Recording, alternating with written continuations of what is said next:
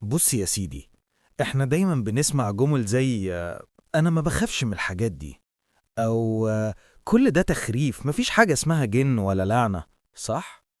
بس الغريب ان نفس الناس دي اول ما النور يقطع بيقفوا مكانهم وكاتمين نفسهم من الخوف. انا مش جاي اخوفك، بس اللي هتسمعه دلوقتي مش قصص افلام ولا خيال، دي قصص حقيقية، الناس بنفسها اللي عاشتها، وهي اللي هتحكيها، وهي اللي بعتتها لينا. خد نفس عميق وطفي النور لو عندك الجرأة. القصة اللي جاية بدأت عادية جدا، لكن مفيش حد خرج منها زي ما دخل. القصة الأولى. أنا اسمي ليلي. من فترة نقلنا بيت جديد وبنتي كانت لسه صغيرة، حوالي 6 شهور كده. في الأول كل حاجة كانت تمام. البنت كانت دايماً بتضحك لوحدها، كأن في حد بيلعب معاها. حتى لما كانت بتعيط فجأة تسكت وتضحك من غير سبب.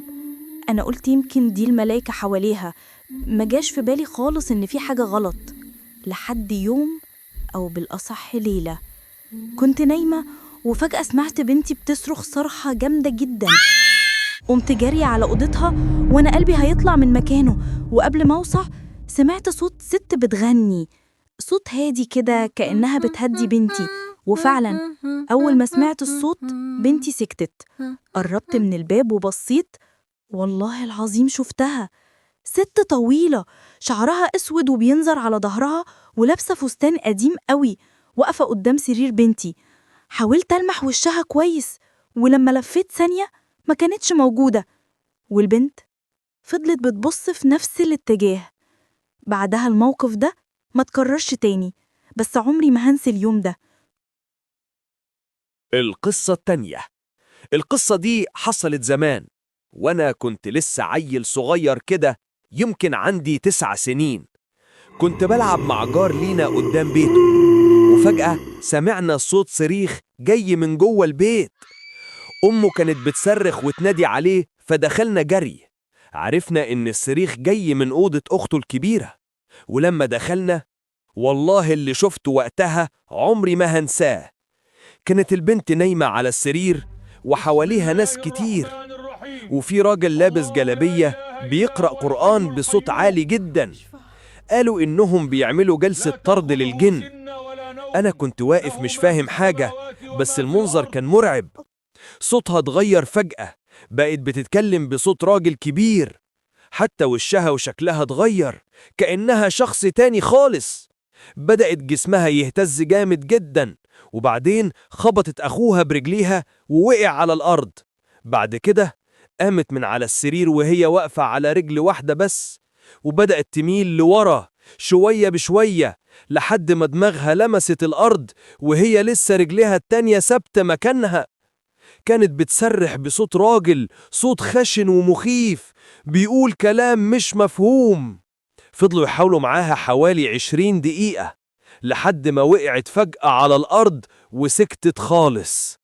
لما فاقت بعد شوية سألناها عن اللي حصل.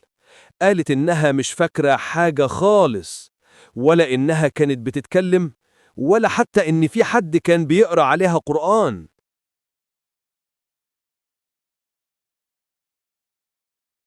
القصة دي حصلت لي وأنا في الجامعة. كنت ساكنة وقتها في شقة مع 3 بنات مغتربات زيي. الشقة كانت هادية وجميلة في الأول، بس بعد شوية بدأت تحصل حاجات غريبة، حاجات ملهاش تفسير. في مرة كنت قاعدة لوحدي في الصالة بتفرج على التلفزيون، وفجأة لمحت حاجة كده ناحية الشمال مني، زي ضوء أحمر بيولع ويطفي.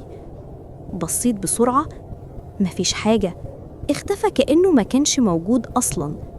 حكيت لصحابي في الشقة اللي حصل، واتصدمت لما قالولي إنهم كمان شافوا نفس الحاجة قبل كده.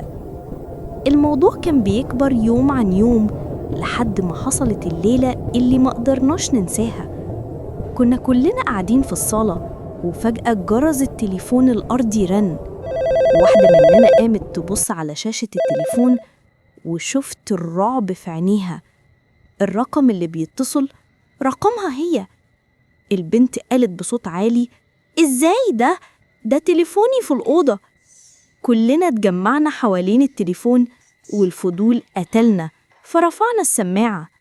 سمعنا صوت موسيقى، مش صوت حد بيتكلم، موسيقى هادية وغريبة جدا. البنت جريت على أوضتها، بس لما دخلت التليفون مكانه وساكت، مفيش أي جهاز شغال ولا حتى صوت الموسيقى. بعدها بأيام قليلة لمينا حاجتنا ومشينا من الشقة دي، ومحدش فينا رجع هناك تاني. ممكن تقول إن القصص دي مجرد صدفة، أو يمكن تقول إنها خيال، بس الناس اللي عاشوها عمرهم ما نسيوها. لو حصل معاك موقف زي كده، هتصدق؟ ولا هتفضل تقول إنك كنت بتتخيل؟ لو الفيديو عجبك، ما تنساش تعمل لايك وتشترك في القناة علشان توصلك باقي حلقات الرعب، قصص حقيقية من قصص المستمعين. واكتب لي تحت في الكومنتات إيه أغرب موقف حصل معاك ومش قادر تنساه. يمكن تكون قصتك هي اللي هنحكيها في الحلقة الجاية. سلام.